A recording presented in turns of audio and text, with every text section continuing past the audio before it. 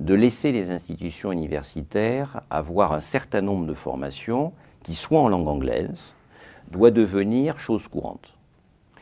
Je plaide pour, disons, le réaménagement de la loi Toubon dans l'ensemble du milieu enseignement supérieur et recherche, parce que quand on publie dans un journal, pour me faire comprendre d'un japonais, il vaut mieux que lui publie en anglais et que moi je publie en français, plutôt que lui publie en japonais, parce que c'est une langue que je ne maîtrise pas. Mais pardonnez-moi, c'est un aménagement ou c'est un basculement? Parce que si on a cette ambition d'attirer les élites mondiales, enfin les futures élites mondiales, et notamment celles des pays émergents, l'anglais est incontournable. Absolument. Donc il va falloir que tout l'enseignement passe en anglais. Non, non, ça je ne suis pas d'accord.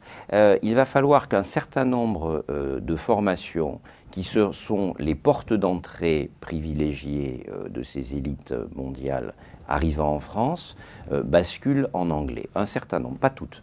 En particulier pour la raison suivante. Vous avez un certain nombre de gens qui ont bien compris que sur la scène internationale, le fait d'être au moins trilingue est un grand atout. Si vous êtes au niveau du bachelor, donc des gens qui vont rejoindre, qui vont chercher à s'exporter juste après le bac, en général, juste après le bac, on est suffisamment jeune pour que ça ne pose pas d'une difficulté importante de perdre un an à investir pour apprendre la langue et ensuite de faire la formation dans la langue en question, entre le bac et la première année d'études supérieures.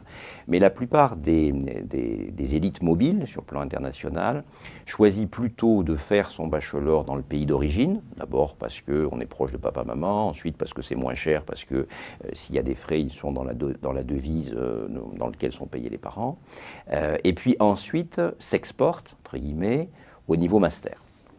Et je pense en effet que la banalisation de la langue anglaise devrait arriver soit sur des formations un petit peu dessinées pour, soit sur un plus grand nombre de formations, plutôt au niveau master, sachant qu'au niveau master, ce qui est intéressant, c'est qu'il y a d'un côté des enseignements en langue anglaise, mais d'un autre côté, notamment à la fin des formations, qu'on retrouve la langue française, notamment pour des électives,